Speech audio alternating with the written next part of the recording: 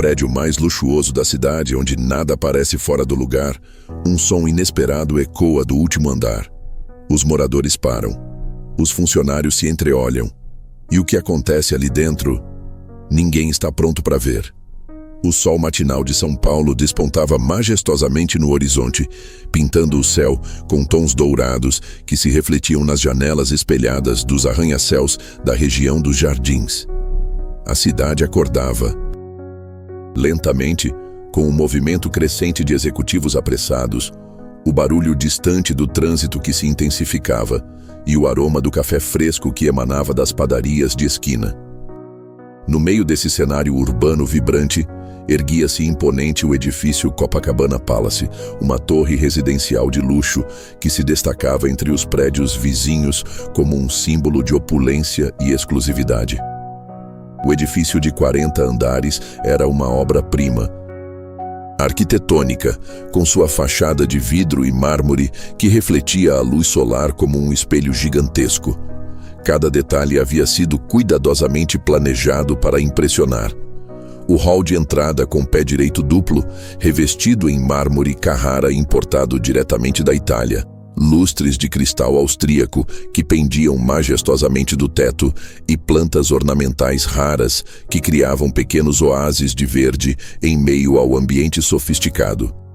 O aroma sutil de ambientadores franceses pairava no ar condicionado que mantinha a temperatura sempre perfeita, enquanto o som suave de música clássica ecoava discretamente pelos alto-falantes embutidos. Era um ambiente que respirava riqueza em cada centímetro quadrado, onde cada elemento havia sido escolhido para transmitir status e exclusividade aos moradores privilegiados que podiam pagar por tal luxo.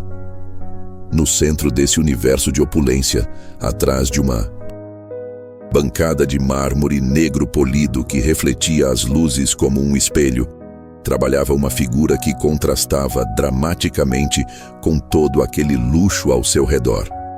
Seu Benedito, um homem negro de 65 anos, havia dedicado os últimos 20 anos de sua vida àquele prédio, transformando-se em muito mais do que um simples porteiro. Ele era o coração pulsante daquele lugar, o guardião silencioso das vidas que se desenrolavam nos andares superiores. Seus cabelos grisalhos, sempre penteados com cuidado todas as manhãs diante do pequeno espelho do vestiário dos funcionários, e suas mãos calejadas pelo trabalho honesto de décadas, contavam a história de uma vida inteira de dedicação, integridade e amor pelo que fazia. Vestido com seu uniforme impecavelmente passado, uma camisa branca sempre limpa, calça social azul marinho e sapatos pretos lustrados até brilhar. Ele irradiava uma dignidade natural que conquistava o respeito de todos que o conheciam. Como porteiro, seu Benedito conhecia cada morador pelo nome completo, sabia os horários exatos de cada rotina familiar. Lembrava-se dos aniversários das crianças com uma precisão que impressionava as famílias, conhecia as preferências de cada um, seus problemas pessoais, suas alegrias e tristezas. Ele sempre tinha uma palavra gentil, um sorriso caloroso que iluminava o rosto cansado, ou um conselho sábio nascido da experiência de vida para quem passava por sua portaria impecavelmente organizada.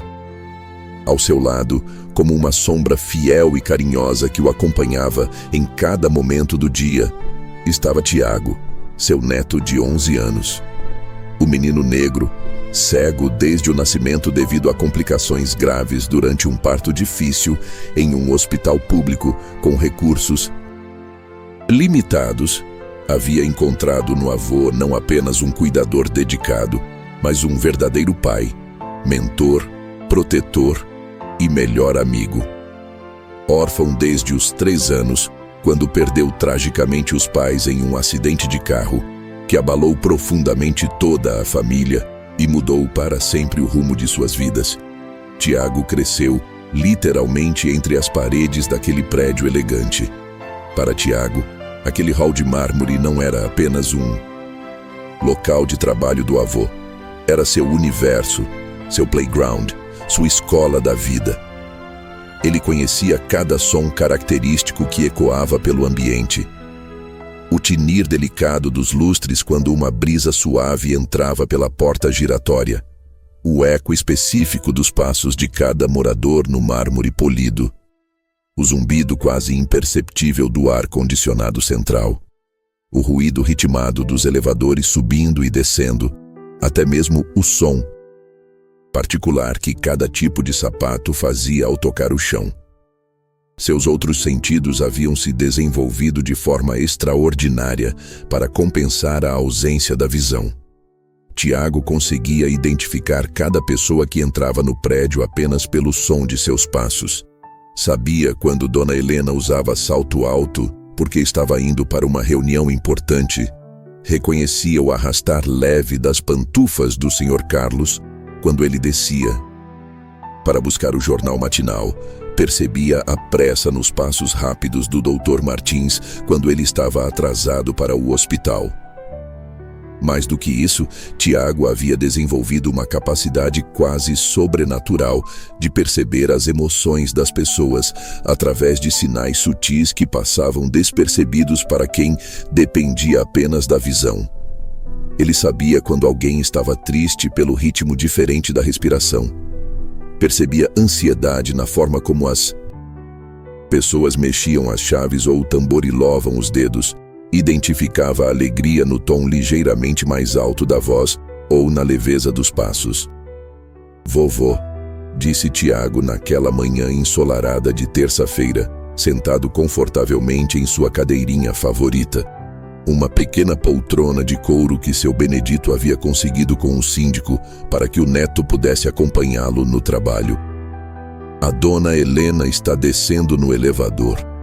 Ela parece muito preocupada hoje, mais do que o normal. Acho que ela recebeu uma notícia ruim." Suas palavras foram confirmadas com precisão cirúrgica poucos segundos depois, quando a elegante senhora de meia-idade emergiu do elevador com uma expressão visivelmente tensa, falando rapidamente ao telefone sobre algum problema empresarial complexo que claramente a estava consumindo. Suas sobrancelhas estavam franzidas. Seus movimentos eram mais bruscos que o habitual. E ela nem mesmo cumprimentou seu Benedito como fazia todas as manhãs há anos.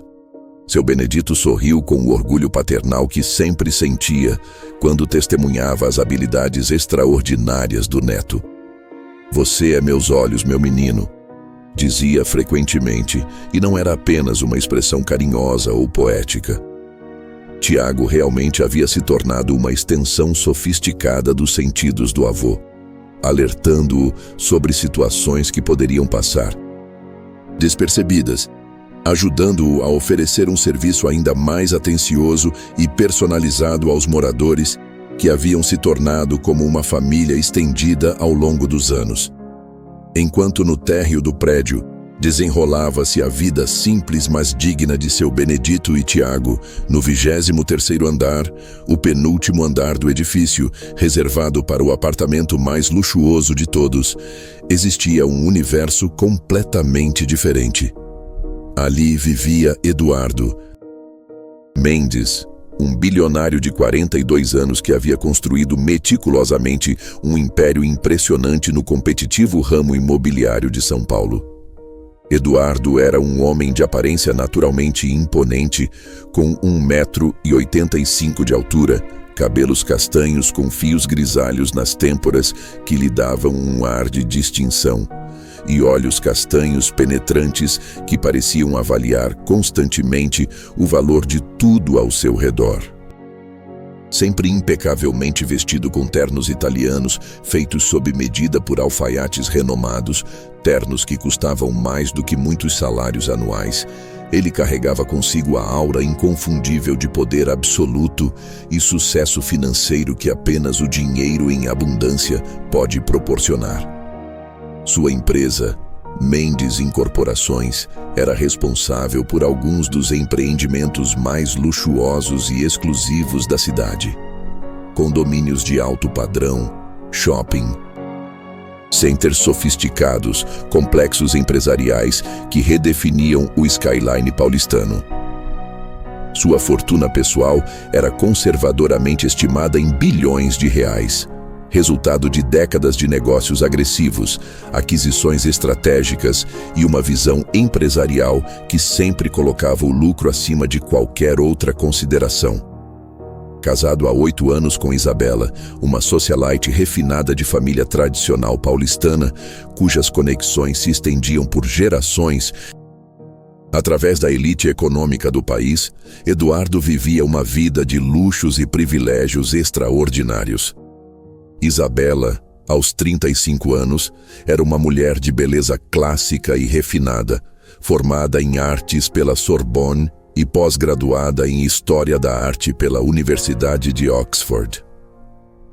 Ela dividia seu tempo cuidadosamente entre eventos sociais exclusivos, trabalhos filantrópicos bem divulgados na mídia social e os cuidados devotados com sua filha de apenas 8 meses, Sofia. Sofia era indiscutivelmente o centro absoluto do universo emocional de Isabela. A bebê de olhos grandes e expressivos, cabelos castanhos claros e um sorriso que derretia corações, havia trazido uma nova dimensão de amor incondicional e propósito maternal para a vida do casal anteriormente focado apenas em negócios, status social e acumulação de riqueza. O apartamento dos Mendes era literalmente um palácio suspenso no céu, ocupando todo o 23º andar com seus 500 metros quadrados de área útil. A vista panorâmica deslumbrante da cidade se estendia até o horizonte em todas as direções, oferecendo um espetáculo visual que mudava de acordo com as horas do dia e as estações do ano. Ao amanhecer, os primeiros raios de sol pintavam os vidros dos prédios vizinhos com tons dourados. Ao entardecer, a cidade se transformava em um mar de luzes cintilantes que se estendia até onde a vista alcançava. A decoração havia sido assinada por Philippe Starck, um dos designers de interiores mais renomados do mundo, que havia criado um ambiente que combinava sofisticação contemporânea com conforto luxuoso. Cada cômodo era uma verdadeira obra de arte arquitetônica. A sala de estar com pé direito duplo e uma parede inteira de vidro que oferecia vista panorâmica da cidade. A sala de jantar com mesa de mármore italiano para 12 pessoas e lustre de cristal Baccarat. O escritório de Eduardo com estantes de mogno maciço, repletas de livros raros e primeiras edições. A cozinha era um sonho de qualquer chefe profissional, equipada com eletrodomésticos de última geração, importados da Alemanha e Itália, bancadas de granito negro absoluto e uma adega climatizada que abrigava vinhos raros de todo o mundo. Os quartos eram suítes luxuosas com closets do tamanho de apartamentos inteiros, banheiros com banheiras de hidromassagem esculpidas em mármore único e sistemas de automação que controlavam desde a iluminação até a temperatura ambiente. Cada móvel era uma peça única e exclusiva, muitas vezes criadas especialmente para o apartamento por artesãos renomados. Quadros de artistas famosos decoravam as paredes. Esculturas valiosas ocupavam nichos especialmente projetados, e tapetes persas autênticos cobriam os pisos de madeira nobre. Era um ambiente que respirava riqueza e bom gosto em cada detalhe, onde cada elemento havia sido cuidadosamente selecionado para refletir o status elevado e a sofisticação de seus proprietários. Naquela manhã específica de terça-feira, que começara como qualquer outra, mas que se revelaria um divisor de águas na vida de Dulce. Todos os envolvidos, Eduardo estava em seu escritório particular, uma sala majestosa que ocupava uma das extremidades do apartamento. As estantes de mogno maciço que se estendiam do chão ao teto estavam repletas de livros raros de negócios, biografias de grandes empresários, obras de arte e primeiras edições de clássicos da literatura mundial. Sentado em sua poltrona de couro italiano feita sob medida, Eduardo falava ao telefone com a autoridade característica de quem estava acostumado a comandar impérios empresariais.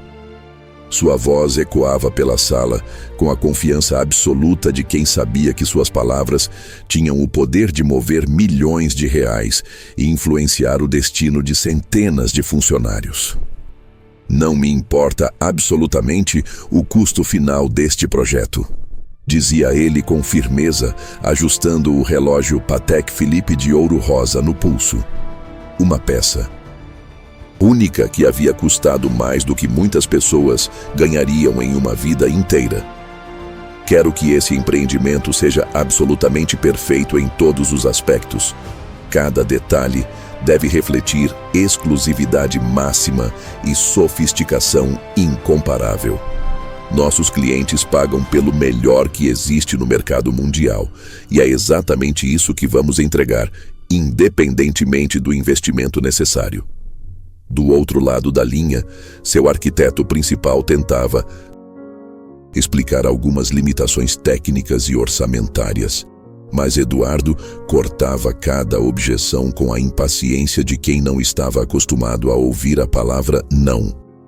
Para ele, problemas existiam apenas para serem resolvidos com mais dinheiro, mais recursos, mais pressão sobre os fornecedores e funcionários. Enquanto Eduardo conduzia seus negócios com a frieza calculada que havia caracterizado toda a sua carreira, Isabela estava no quarto de Sofia, vivendo um momento de pura ternura maternal. A bebê havia acabado de acordar de sua soneca matinal e sorria para a mãe com aquela alegria inocente que só as crianças pequenas conseguem expressar. "Bom dia, minha princesa", murmurava Isabela, pegando Sofia no colo e sentindo aquela sensação de completude que só a maternidade havia lhe proporcionado. "Mamãe vai dar banho em você e depois vamos tomar café da manhã juntas, está bem?" Isabela havia descoberto na maternidade uma dimensão de si mesma que não conhecia. Antes do nascimento de Sofia, sua vida havia sido preenchida por eventos sociais, viagens internacionais, compras em boutiques exclusivas e trabalhos filantrópicos que, embora bem intencionados, muitas vezes pareciam mais relacionados à manutenção de sua imagem pública do que a um desejo genuíno de ajudar o próximo. Mas Sofia havia mudado tudo.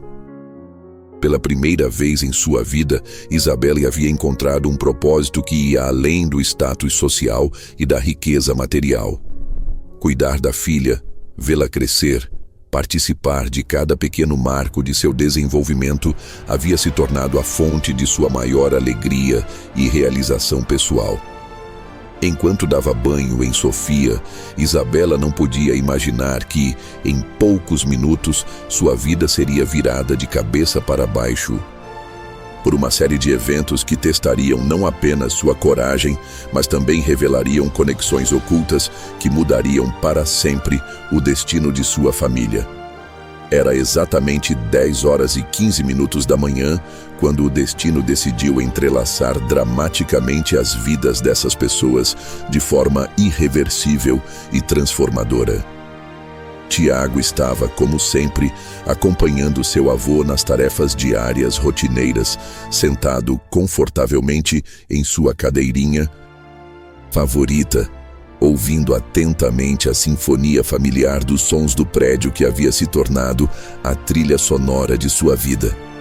Naquele momento específico, ele estava ajudando seu Benedito a organizar as correspondências que haviam chegado pela manhã, separando-as por apartamento e identificando pelos nomes que conhecia de cor.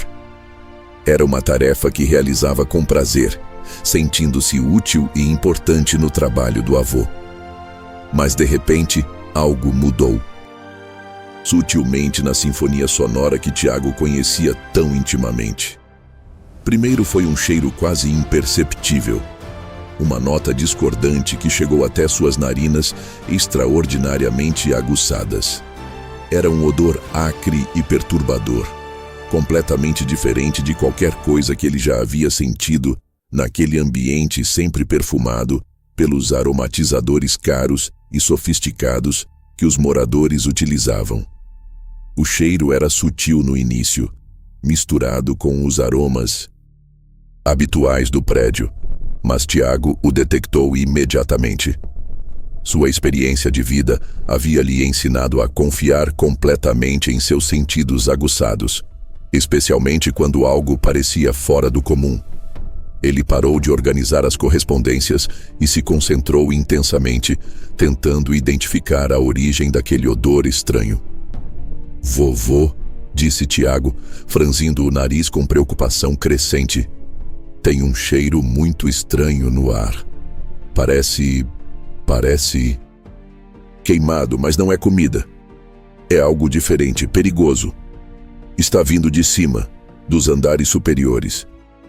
Seu Benedito, que estava organizando meticulosamente algumas correspondências importantes na bancada de mármore, parou imediatamente todas as suas atividades e prestou atenção total.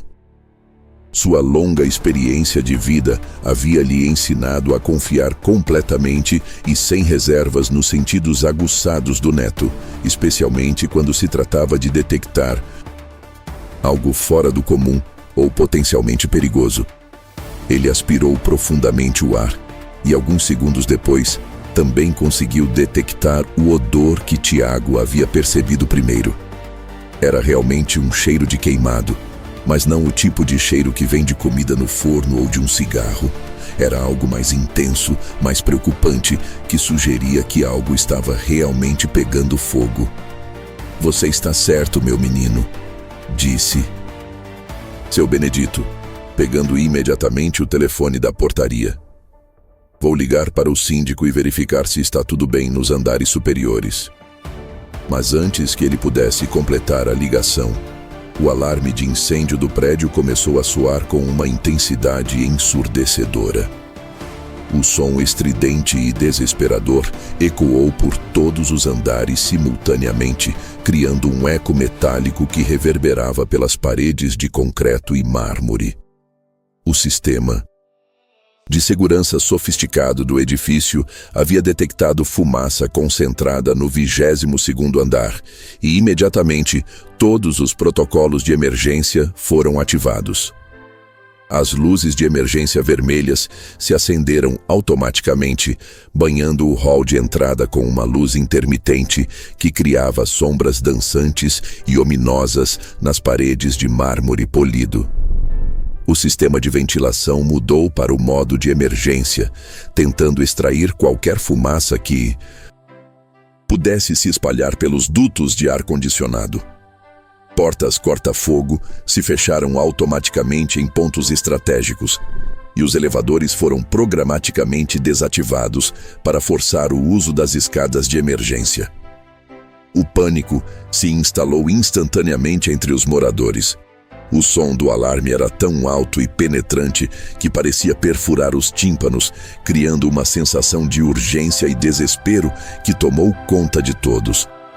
Pessoas começaram a descer apressadamente pelas escadas de emergência, algumas ainda em roupas de dormir, outras carregando pertences preciosos que haviam conseguido pegar na pressa, outras simplesmente correndo em direção à saída com o terror estampado nos rostos. O som de passos apressados ecoando nas escadas de concreto, gritos de desespero de pessoas que não conseguiam encontrar seus familiares, choro de crianças assustadas pelo barulho ensurdecedor do alarme e vozes de adultos tentando manter a calma enquanto organizavam a evacuação, criaram um caos sonoro avassalador que atingiu Tiago como uma onda sensorial devastadora. Para alguém que dependia completamente da audição para navegar pelo mundo, aquela cacofonia de sons desesperados era quase insuportável. Tiago teve que se concentrar intensamente para filtrar os ruídos e focar nos sons que realmente importavam, usando técnicas de concentração que havia desenvolvido ao longo dos anos. "Meu Deus do céu!", murmurou seu Benedito, levantando-se imediatamente da cadeira e pegando o telefone para ligar para os bombeiros. Tiago, fique aqui atrás da bancada em segurança. Vou ajudar as pessoas a saírem do prédio de forma organizada e sem pânico. Seu Benedito conhecia cada morador do prédio. Sabia quem tinha dificuldades de locomoção, quem morava sozinho e poderia precisar de ajuda, quem tinha crianças pequenas. Sua primeira preocupação era garantir que todos conseguissem sair em segurança, especialmente os idosos e as famílias com crianças. Mas Tiago, com sua percepção extraordinária e aguçada, já havia detectado algo que ninguém mais havia notado na confusão geral. Entre todos os sons de pânico e confusão que ecoavam pelo prédio, os passos apressados, os gritos, o alarme ensurdecedor, seus ouvidos, excepcionalmente sensíveis, captaram um som específico e desesperador que o fez gelar de horror. Era o choro inconsolável de um bebê, vindo claramente de algum lugar nos andares superiores, provavelmente do 23º andar. Não era um choro normal de bebê pedindo atenção ou comida. Era um choro de desespero, de medo, de uma criança que estava sozinha e assustada em uma situação perigosa. Tem um bebê lá em cima, disse Tiago, levantando-se de sua cadeira com uma determinação que surpreendeu até mesmo a si próprio. Sua voz cortou através do caos sonoro com uma clareza que chamou a atenção de seu avô imediatamente. Vovô, tem um bebê chorando no andar do seu Eduardo. Ele está sozinho e com muito medo. Preciso ajudar. Seu Benedito, que estava ajudando uma senhora idosa a descer as escadas com cuidado, virou-se imediatamente para o neto com uma expressão de alarme total. Seus olhos se arregalaram quando compreendeu o que Tiago estava sugerindo. Tiago, não, é extremamente perigoso. Os bombeiros já estão a caminho e vão cuidar de tudo. Você não pode subir lá, meu menino, é muito arriscado. Mas Tiago já havia tomado sua decisão com a determinação férrea que caracterizava sua personalidade desde pequeno. Havia algo em sua natureza que o impedia de ficar parado quando sabia que alguém precisava de ajuda, especialmente uma criança indefesa. Guiado por um instinto heróico que parecia maior do que sua idade e sua condição física, ele começou a se mover com propósito determinado em direção às escadas de emergência. Vovô, eu conheço cada centímetro deste prédio, disse Tiago, sua voz carregada de uma maturidade que contrastava com sua idade. Passei anos subindo e descendo essas escadas com o senhor. Sei exatamente onde fica o apartamento do seu Eduardo. E meus ouvidos podem encontrar o bebê mais rápido do que qualquer bombeiro que não conhece o prédio. Seus pés conheciam cada degrau das escadas de emergência com precisão absoluta, resultado de anos acompanhando o avô em suas rondas de inspeção pelo prédio. Suas mãos deslizavam pelo corrimão de metal com a familiaridade de quem havia percorrido aquele caminho centenas de vezes durante os anos em que acompanhava seu Benedito no trabalho diário. Mas desta vez era diferente. O cheiro de fumaça ficava progressivamente mais intenso a cada andar que subia, e Tiago podia sentir o calor aumentando gradualmente, tornando o ar mais difícil de respirar. Seus sentidos aguçados captavam cada nuance da situação perigosa. O uniaço crepitar ominoso das chamas que se espalhavam pelo 22º andar. O som perturbador do vidro se partindo sob o calor extremo. O eco dos gritos de desespero que ecoavam pelos corredores como lamentos fantasmagóricos. A fumaça estava se tornando mais densa a cada andar e Tiago teve que cobrir o nariz e a boca com a camiseta para conseguir respirar. Seus olhos, embora não funcionassem para a visão, começaram a lacrimejar devido à irritação causada pela fumaça. Mas sua determinação permanecia inabalável, alimentada pela urgência do choro do bebê que continuava ecoando em seus ouvidos. Quando finalmente chegou ao 23º andar, Tiago se deparou com uma situação que testaria todos os seus sentidos desenvolvidos e toda a sua coragem natural.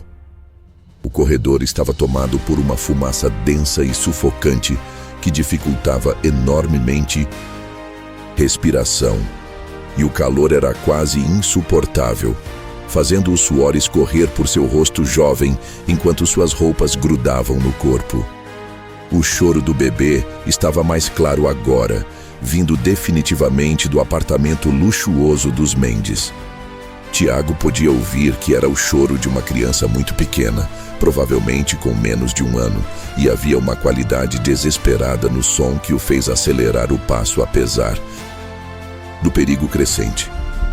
A porta do apartamento dos Mendes estava entreaberta, provavelmente deixada assim por Isabela em sua fuga desesperada e apavorada.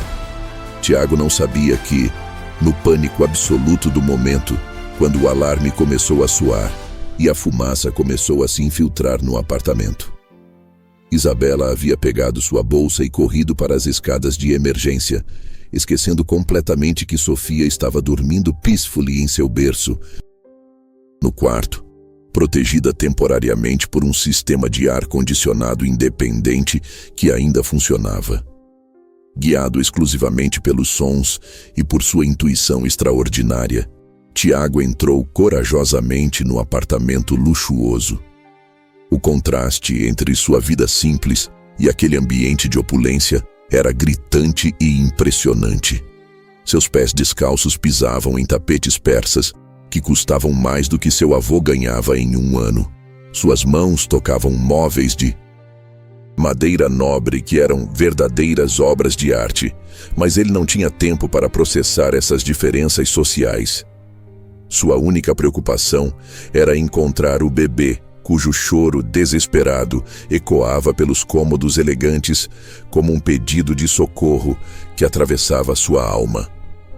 Tiago nunca havia estado dentro do apartamento dos Mendes, mas sua capacidade de navegação espacial através do som era tão desenvolvida que ele conseguia criar um mapa mental do ambiente apenas ouvindo os ecos de seus passos e a forma como sua voz reverberava nos diferentes cômodos. Seguindo o som com a precisão de um radar biológico altamente desenvolvido, Tiago navegou cuidadosamente pelos corredores do apartamento. Suas mãos tocavam as paredes para se orientar, sentindo a textura lisa da tinta de alta qualidade, os detalhes em relevo de molduras decorativas, a superfície fria do mármore que revestia algumas paredes. Seus pés cuidadosos evitavam tropeçar nos móveis caros e sofisticados que decoravam o ambiente, usando sua audição para detectar obstáculos. O choro ficava progressivamente mais forte a cada passo, guiando-o como um farol sonoro em meio à escuridão de sua cegueira. Tiago podia perceber que o bebê estava ficando cada vez mais desesperado, provavelmente assustado pela fumaça que começava a se infiltrar no quarto e pelos sons estranhos que ecoavam pelo prédio. Finalmente ele encontrou o quarto do bebê. Era um ambiente que respirava luxo e cuidado.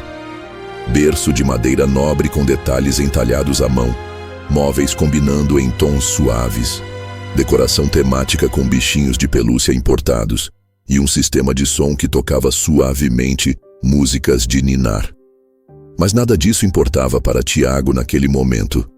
Sofia, com apenas 8 meses, estava em seu berço, chorando desesperadamente. Suas pequenas mãos se agitavam no ar.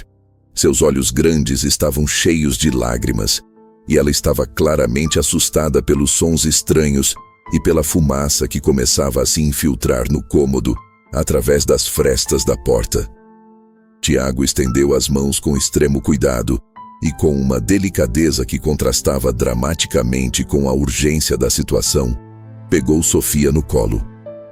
A bebê era surpreendentemente leve, e Tiago sentiu uma onda de proteção paternal que o surpreendeu. Ele nunca havia segurado um bebê antes, mas seus instintos o guiaram. Calma, pequena. murmurou ele, sua voz suave contrastando com o caos ao redor. Vou te tirar daqui. Você vai ficar bem.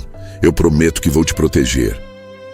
Sofia parou de chorar por um momento, como se reconhecesse que estava em braços seguros. Tiago sentiu o peso da responsabilidade que carregava. Não era apenas uma vida que estava em suas mãos, mas o futuro de uma família inteira. O caminho de volta foi ainda mais perigoso e desafiador do que a subida. Com Sofia nos braços, Tiago teve que navegar novamente pelos corredores do apartamento e depois pelas escadas de emergência. Tudo isso enquanto a fumaça ficava mais densa, o calor mais intenso e a situação mais desesperadora a cada minuto que passava. Sofia havia voltado a chorar, assustada pela fumaça e pelos sons estranhos. Mas Tiago a mantinha firmemente contra o peito, protegendo-a com seu próprio corpo.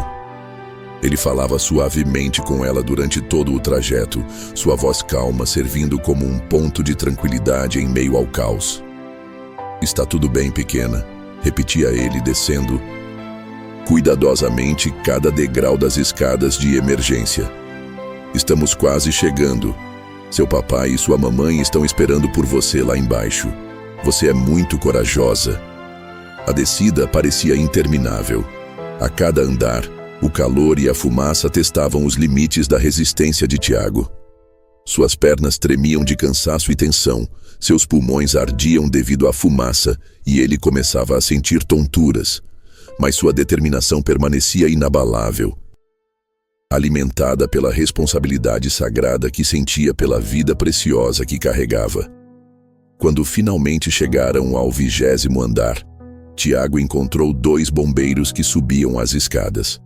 Os homens ficaram chocados ao ver um menino cego, descendo com um bebê nos braços. "Menino, o que você está fazendo aqui?" gritou um dos bombeiros. "É muito perigoso." "Salvei o bebê", respondeu Tiago, ofegante mas determinado. Ela estava sozinha no 23º andar. "Preciso levá-la para sua família." Os bombeiros imediatamente ofereceram ajuda, mas Tiago insistiu em carregar Sofia até o térreo. Ele havia começado aquela missão e queria terminá-la pessoalmente. Com o apoio dos bombeiros, que o escoltaram pelos últimos andares, Tiago finalmente chegou ao hall de entrada. Quando Tiago finalmente emergiu no térreo, carregando Sofia em segurança, ele foi recebido por uma multidão de moradores, aliviados, bombeiros profissionais, paramédicos e seu avô completamente desesperado. O alívio de seu Benedito foi visível e emocionante, mas rapidamente se transformou em orgulho paternal quando ele percebeu a magnitude do que o neto havia feito. "Meu Deus, Tiago", disse seu Benedito abraçando o neto e a bebê simultaneamente, suas lágrimas de alívio e orgulho molhando o rosto. "Você salvou uma vida. Você é um verdadeiro herói, meu menino." Isabela Mendes, que havia descido em pânico total e só então percebido, horrorizada, que havia esquecido a filha no apartamento, estava em estado de choque emocional completo. Quando viu Tiago emergindo das escadas com Sofia nos braços, ela desabou em lágrimas de alívio e gratidão infinita. "Minha filha!" ela gritou, correndo para pegar Sofia dos braços de Tiago. "Minha bebê! Meu Deus, eu a esqueci! Como pude esquecer minha própria filha?" Suas mãos tremiam enquanto ela segurava Sofia, verificando se a bebê estava bem, contando os dedinhos, ouvindo sua respiração. "Como posso te agradecer?" Isabela perguntou para Tiago, sua voz embargada pela emoção. "Você arriscou sua vida para salvar minha filha. Você é um anjo." Eduardo Mendes, que havia chegado correndo de uma reunião importante quando soube do incêndio, ficou inicialmente confuso ao ver o filho do porteiro segurando sua filha. Mas quando compreendeu completamente o que havia acontecido, quando percebeu que aquele menino cego havia arriscado corajosamente a própria vida para salvar Sofia, ele foi tomado por uma emoção profunda que não sabia que ainda possuía. "Você salvou minha filha", disse Eduardo, ajoelhando-se na frente de Tiago para ficar na mesma altura, sua voz embargada pela emoção. "Você salvou a coisa mais preciosa da minha vida. Como posso retribuir isso?" Tiago, ainda ofegante e com o rosto manchado de fuligem, simplesmente sorriu. "Não precisa me agradecer, seu Eduardo. Qualquer pessoa faria a mesma coisa. Ela é apenas um bebê. Não podia deixá-la sozinha." Nos dias que se seguiram, enquanto o apartamento dos Mendes era cuidadosamente reparado e a vida no prédio gradualmente voltava ao normal, Eduardo não conseguia parar de pensar no ato heróico de Tiago. Ele havia presenciado muitas demonstrações de coragem em sua vida empresarial competitiva, mas nunca havia visto algo tão puro e completamente desinteressado quanto o que aquele menino havia feito. A imagem de Tiago descendo as escadas com Sofia nos braços, arriscando a própria vida para salvar uma criança que nem conhecia, assombrava Eduardo dia e noite. Ele começou a questionar seus próprios valores, suas prioridades, a forma como havia conduzido sua vida até aquele momento. Decidido a recompensar Tiago adequadamente, Eduardo começou a investigar mais profundamente sobre o menino e seu avô. Ele contratou um investigador particular discreto para descobrir tudo sobre a família, não por desconfiança, mas por um desejo genuíno de entender melhor as pessoas que haviam tocado sua vida de forma tão profunda. O que descobriu o surpreendeu profundamente. Seu Benedito não era apenas um porteiro dedicado. Ele era um homem de caráter excepcional, que havia criado o neto com amor incondicional e dignidade, apesar de todas as dificuldades financeiras significativas que haviam enfrentado ao longo dos anos. O relatório do investigador revelou uma história de sacrifício e dedicação que comoveu Eduardo. Benedito havia trabalhado incansavelmente para garantir que Tiago tivesse tudo o que precisava, desde tratamentos médicos especializados até materiais educacionais adaptados para crianças cegas. Ele havia economizado cada centavo para comprar equipamentos que ajudassem Tiago a desenvolver sua independência. Mas foi quando Eduardo aprofundou sua investigação que descobriu algo que mudaria completamente sua perspectiva sobre aquela família. Nos arquivos antigos de sua própria empresa, guardados em um depósito que ele raramente visitava, encontrou registros que revelavam uma conexão chocante que nem ele, nem seu Benedito imaginavam existir. A descoberta que Eduardo fez em seus arquivos empresariais foi devastadora e transformadora simultaneamente. 20 anos atrás, quando estava começando agressivamente sua carreira no ramo imobiliário, ele havia sido responsável por um projeto controverso de revitalização urbana, que resultou na demolição forçada de várias casas em um bairro da periferia de São Paulo. O projeto havia sido apresentado como uma iniciativa de modernização que traria benefícios para toda a região, mas na realidade era uma operação de gentrificação que visava expulsar famílias de baixa renda para construir empreendimentos de luxo. Eduardo, na época um jovem empresário ambicioso, havia visto apenas uma oportunidade de lucro, ignorando completamente o impacto humano de suas decisões. Uma dessas casas demolidas pertencia à família de Benedito. Na época, Benedito era um jovem pai de família de 35 anos que trabalhava como pedreiro e vivia com sua esposa, Maria, e seu filho adolescente, o pai de Tiago, em uma casa simples, mas cheia de amor e esperança. A casa havia sido construída pelo próprio Benedito ao longo de anos de trabalho árduo, tijolo por tijolo, representando não apenas um lar, mas todos os seus sonhos e aspirações. A demolição forçada havia destruído não apenas sua casa física, mas também seus sonhos de estabilidade e segurança. A família havia recebido uma indenização irrisória que mal cobria os custos de encontrar uma nova moradia. E Benedito havia perdido não apenas sua casa, mas também sua oficina de marcenaria que funcionava nos fundos da propriedade. Eduardo se lembrava vagamente do projeto, mas na época havia visto apenas números em planilhas e oportunidades lucrativas de investimento. Não havia se importado com as famílias que seriam deslocadas, com as vidas que seriam destruídas em nome do progresso e da gentrificação.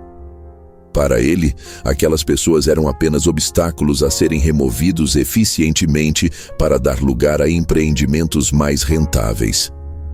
A perda da casa havia forçado Benedito a aceitar qualquer emprego disponível para sustentar a família.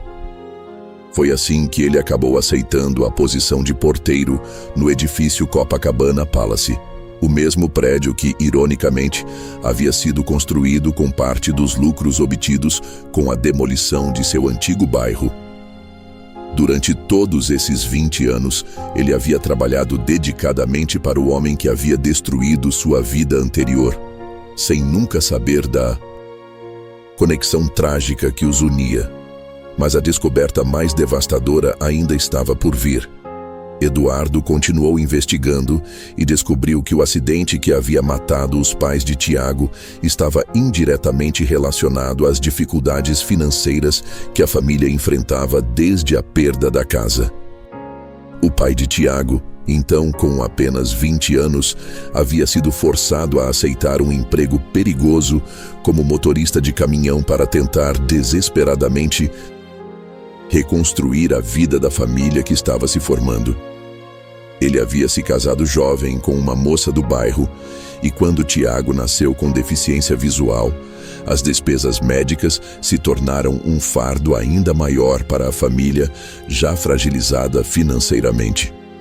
O jovem pai trabalhava turnos duplos, dirigindo caminhões velhos e mal conservados por estradas perigosas, tudo para conseguir pagar pelos tratamentos especializados que Tiago precisava. Foi durante uma dessas viagens, numa madrugada chuvosa, que aconteceu o acidente fatal. O caminhão derrapou numa curva perigosa e tanto o pai quanto a mãe de Tiago, que o acompanhava naquela viagem, morreram instantaneamente. Tiago, que tinha apenas 3 anos na época, sobreviveu ao acidente, mas ficou órfão e traumatizado. A culpa que Eduardo sentiu foi avassaladora e transformadora. Ele percebeu que, de certa forma, era responsável por toda a cadeia de eventos que havia levado à tragédia na vida de Benedito e Tiago. Suas decisões empresariais frias e calculadas haviam criado um efeito dominó que resultou na morte dos pais de Tiago e na vida de dificuldades que o menino e seu avô haviam enfrentado. O menino que havia salvado sua filha era, na verdade, uma vítima indireta de sua própria crueldade empresarial. A ironia era cruel e dolorosa. Tiago havia arriscado a vida para salvar a filha do homem que, indiretamente, havia destruído sua família. Durante semanas, Eduardo lutou com essa revelação que havia virado seu mundo de cabeça para baixo. Ele tentou continuar sua rotina normal, tentou retomar suas atividades empresariais como se nada tivesse acontecido, mas descobriu que não conseguia mais funcionar da mesma forma. Cada decisão que tomava, cada negócio que fechava, agora tinha o rosto de Benedito e a voz de Tiago ecoando em sua consciência. As noites se tornaram insones, preenchidas por pesadelos onde ele via a casa de Benedito sendo demolida, onde ouvia o choro de Tiago órfão, onde se via cercado por todas as pessoas que havia prejudicado ao longo de sua carreira. Ele começou a questionar não apenas suas decisões recentes, mas toda a trajetória que havia seguido, todos os valores que havia abraçado, toda a pessoa em que havia se transformado. Isabela notou a mudança no marido e tentou conversar com ele várias vezes, mas Eduardo não conseguia encontrar palavras para explicar o que estava sentindo. Como poderia dizer à esposa que o menino que havia salvado sua filha era vítima de suas próprias ações? Como poderia admitir que havia construído sua fortuna sobre o sofrimento de famílias inocentes? Finalmente, depois de semanas de tormento interno e reflexão profunda, Eduardo tomou uma decisão que mudaria não apenas sua vida, mas também a de Benedito e Tiago. Ele precisava confrontar a verdade, assumir sua responsabilidade e tentar de alguma forma corrigir os erros do passado. Em uma tarde chuvosa de quinta-feira, quando o céu cinzento de São Paulo despejava uma chuva fina e persistente que deixava as ruas brilhantes e melancólicas, Eduardo pediu para falar com Benedito em particular. Eles se encontraram no escritório do prédio, um ambiente neutro onde Eduardo poderia revelar a verdade que havia descoberto. Benedito, começou Eduardo, sua voz carregada de uma emoção que ele não demonstrava há décadas. Preciso te contar algo sobre nosso passado que você não sabe. Algo que deveria ter descoberto há muito tempo. Benedito, que havia chegado ao encontro, imaginando que seria uma conversa sobre uma possível recompensa para Tiago pelo heroísmo demonstrado, percebeu imediatamente pela expressão de Eduardo que se tratava de algo muito mais sério e complexo. Fique à vontade, seu Eduardo, disse Benedito com a cortesia respeitosa que sempre caracterizara sua relação com os moradores. Estou ouvindo. Com lágrimas nos olhos, lágrimas que ele não derramava há anos, Eduardo contou toda a verdade sobre o projeto de demolição de 20 anos atrás. Falou sobre como suas decisões empresariais haviam afetado diretamente a vida da família de Benedito, sobre a conexão trágica que os unia há 2 décadas, sobre como a busca implacável pelo lucro havia destruído vidas inocentes. Ele não tentou se justificar ou minimizar sua responsabilidade. Não. Inventou desculpas ou explicações que pudessem amenizar a crueldade de suas ações. Ele simplesmente contou a verdade, assumindo completamente a culpa pelas consequências devastadoras de suas decisões, reconhecendo que havia destruído vidas em nome do progresso e da eficiência empresarial. Eu era jovem e ambicioso, disse Eduardo, mas isso não é desculpa. Eu via apenas números e oportunidades de lucro. Não me importava com as pessoas que seriam afetadas. Não me importava com famílias como a sua, que perderam tudo por causa da minha ganância. Benedito ouviu tudo em silêncio absoluto, processando as informações com a dignidade impressionante que sempre o caracterizara. Suas mãos, calejadas por décadas de trabalho honesto, permaneceram cruzadas sobre o colo enquanto ele absorvia a magnitude da revelação. Quando Eduardo terminou de falar, quando o silêncio pesado se instalou na sala, Benedito permaneceu em contemplação por longos minutos. Eu sempre me perguntei por que a vida tinha sido tão difícil para nossa família, disse Benedito finalmente, sua voz calma, mas carregada de uma tristeza profunda. Sempre me perguntei se havia algo que eu poderia ter feito diferente, se havia sido culpa minha por não ter lutado mais contra a demolição. Agora eu entendo que não havia nada que eu pudesse ter feito. Éramos apenas pessoas simples contra um sistema muito maior do que nós. Eduardo esperava raiva, esperava acusações, esperava que Benedito o expulsasse dali com toda a indignação que seria justificada. Mas o que encontrou foi algo muito mais poderoso e transformador. A dignidade de um homem que havia sofrido muito, mas que não havia permitido que o sofrimento transformasse seu coração em pedra. Benedito, disse Eduardo, sua voz embargada pela emoção. Sei que não posso desfazer o passado. Sei que nenhuma quantia de dinheiro pode trazer de volta sua casa, sua oficina ou os pais de Tiago. Mas quero fazer tudo ao meu poder para garantir que Tiago tenha o futuro que merece, o futuro que seus pais sonhavam para ele. Eduardo havia preparado uma proposta que ia muito além de uma simples compensação financeira.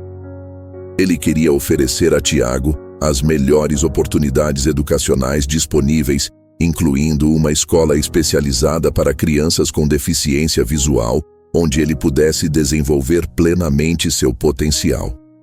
Queria custear tratamentos médicos especializados para verificar se havia alguma possibilidade de recuperar parcialmente a visão, ou pelo menos melhorar sua qualidade de vida.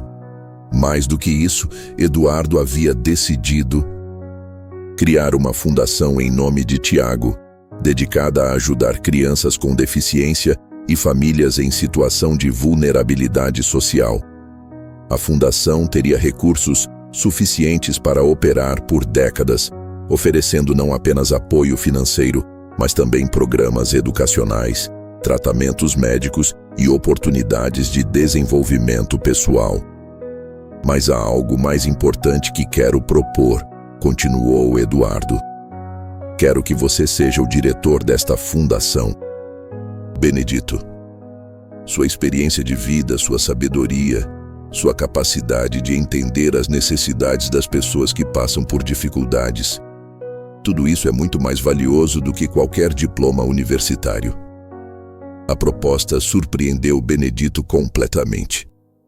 Ele havia passado a vida inteira em posições subalternas, sempre servindo aos outros, sempre sendo visto como alguém que executava ordens, nunca como alguém capaz de liderar ou tomar decisões importantes. Seu Eduardo, disse Benedito hesitantemente, eu não tenho estudo superior, não tenho experiência em administração. Você tem algo muito mais importante, interrompeu Eduardo. Você tem coração, tem experiência real com as dificuldades que essas famílias enfrentam e tem a sabedoria que só vem de quem viveu na pele os problemas que queremos resolver. Tiago me ensinou que o verdadeiro heroísmo não vem da força ou da riqueza. Vem do coração. Quero aprender com vocês como ser uma pessoa melhor. Benedito ficou em silêncio por longos minutos, processando a magnitude da proposta. Finalmente, ele ergueu os olhos e olhou diretamente para Eduardo. Se isso realmente pode ajudar outras famílias a não passarem pelo que nós passamos, disse ele, então aceito. Mas com uma condição. Quero que Tiago seja envolvido em todas as decisões importantes da fundação. Ele pode ser criança, mas tem uma sabedoria que muitos adultos não têm. 6 meses depois daquele encontro que mudou tudo, a transformação era visível e impressionante em todas as vidas envolvidas. Tiago estava estudando na escola especializada Helen Keller, uma instituição de excelência para crianças com deficiência visual, onde desenvolvia não apenas suas habilidades acadêmicas, mas também talentos que nem ele sabia que possuía. Sua capacidade musical, que sempre havia sido evidente para quem convivia com ele, floresceu de forma extraordinária quando ele teve acesso a instrumentos de qualidade e professores especializados. Tiago descobriu no piano uma forma de expressão que transcendia sua deficiência visual, criando melodias que tocavam profundamente todos que as ouviam.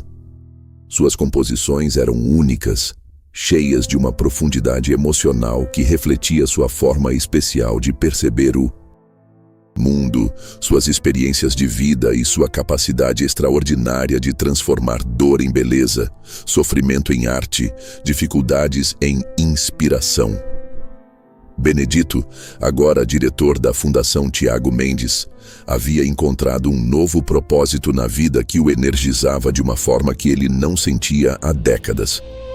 Sua experiência como porteiro, combinada com sua sabedoria de vida e sua capacidade natural de se conectar com pessoas de todas as classes sociais, o tornava perfeito para identificar e ajudar famílias que passavam por dificuldades similares às que ele havia enfrentado.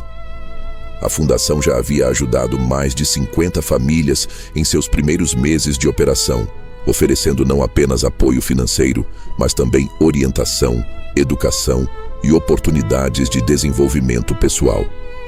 Benedito havia se revelado um administrador nato, com uma capacidade impressionante de entender as necessidades reais das pessoas e criar soluções práticas e eficazes. Eduardo, por sua vez, havia se tornado um empresário completamente diferente e reconhecível para aqueles que o conheciam apenas pela reputação de frieza e implacabilidade que havia cultivado ao longo dos anos.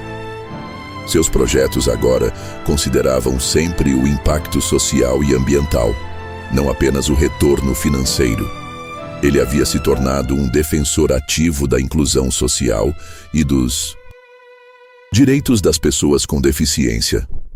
Sua empresa havia implementado programas abrangentes de responsabilidade social, oferecendo empregos para pessoas com deficiência, criando projetos habitacionais acessíveis e desenvolvendo iniciativas de sustentabilidade ambiental. Eduardo descobriu, para sua própria surpresa, que ser ético nos negócios não apenas era possível, mas também era mais lucrativo a longo prazo. A amizade entre Eduardo e a família de Benedito havia se tornado genuína e profunda, baseada em respeito mútuo e carinho verdadeiro. Eles jantavam juntos regularmente, não como patrão e empregado, mas como uma família escolhida que havia se formado através de circunstâncias extraordinárias. Tiago havia se tornado como um irmão mais velho para Sofia, que agora com 14 meses começava a dar seus primeiros passos e a pronunciar suas primeiras palavras. A bebê demonstrava uma afeição especial por Tiago, sempre sorrindo quando ouvia sua voz e se acalmando quando ele tocava piano para ela. Isabela havia encontrado em Benedito um conselheiro sábio e carinhoso, alguém que a ajudava a entender aspectos da vida que sua educação privilegiada nunca havia lhe ensinado. Ela havia se envolvido ativamente no trabalho da fundação, descobrindo uma paixão genuína por ajudar outras pessoas que ia muito além dos trabalhos filantrópicos superficiais que havia feito no passado. Em uma noite especial de dezembro, quando o verão paulistano aquecia o ar e enchia as ruas de energia festiva, Tiago se apresentou em um recital de piano da escola que marcaria para sempre a vida de todos os envolvidos. O auditório da escola Helen Keller estava lotado com pais orgulhosos, professores emocionados e convidados especiais que haviam vindo especificamente para ouvir o menino prodígio que havia se tornado uma pequena celebridade local.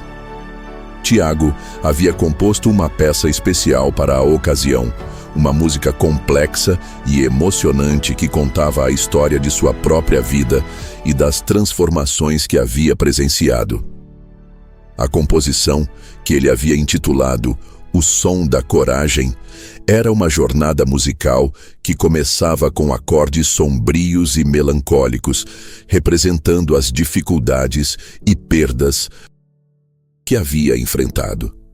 Gradualmente, a música evoluía para melodias mais esperançosas e harmoniosas, simbolizando os encontros que haviam mudado sua vida e as oportunidades que havia descoberto. O clímax da peça era uma fusão poderosa de todas as melodias, representando a união de duas famílias que haviam se encontrado através de circunstâncias extraordinárias e criado algo belo juntas. Na plateia, Eduardo chorava de emoção enquanto ouvia a música, que parecia contar não apenas a história de Tiago, mas também sua própria jornada de transformação. Cada nota parecia representar um momento de sua evolução pessoal, de como um menino cego havia iluminado sua alma escurecida pelo egoísmo e pela ganância. Benedito, sentado ao lado de Eduardo, também estava emocionado, mas seu choro era de orgulho paternal. Ver o neto que havia criado com tanto amor e dedicação, brilhando naquele palco, compartilhando seu talento com o mundo, era a realização de todos os sonhos que havia alimentado durante anos de dificuldades. Isabela segurava Sofia no colo, sussurrando no ouvido da bebê sobre como Tiago era especial, como ele havia salvado sua vida e se tornado parte de sua família. Sofia, embora ainda muito pequena para entender as palavras, parecia hipnotizada pela música, seus olhos grandes fixos no palco onde Tiago tocava. Quando a música terminou e os aplausos ecoaram pelo auditório em uma ovação que durou vários minutos, Eduardo se levantou e aplaudiu com mais intensidade e emoção do que qualquer outra pessoa presente. Ele sabia que estava aplaudindo não apenas o talento musical extraordinário de Tiago, mas também a segunda chance que a vida havia lhe dado, a oportunidade de se redimir e de se tornar o homem que sempre deveria ter sido. Após o concerto, quando todos os convidados já haviam ido embora e o auditório havia se esvaziado, as duas famílias caminharam juntas pelo jardim da escola, iluminado pela lua cheia que brilhava no céu claro de dezembro. Era um momento de paz e contemplação, onde todos podiam refletir sobre a jornada extraordinária que haviam percorrido juntos.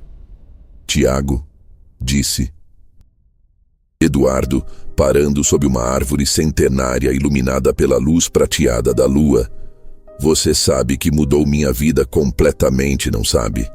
Você me salvou de mim mesmo, me mostrou quem eu realmente poderia ser. Seu Eduardo, respondeu Tiago, sorrindo com a sabedoria serena que sempre o caracterizara. Eu acho que nós mudamos a vida um do outro. O Senhor me deu oportunidades que eu nunca imaginei ter.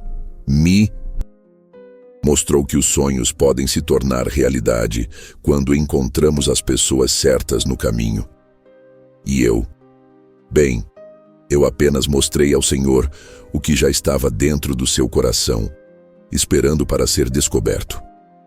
Eduardo sorriu, compreendendo finalmente que a verdadeira riqueza não estava em suas contas bancárias, em seus carros de luxo ou em seus escritórios nos andares mais altos dos edifícios mais modernos, mas na capacidade de tocar e ser tocado pela vida de outras pessoas, na possibilidade de fazer a diferença no mundo através da compaixão e da generosidade.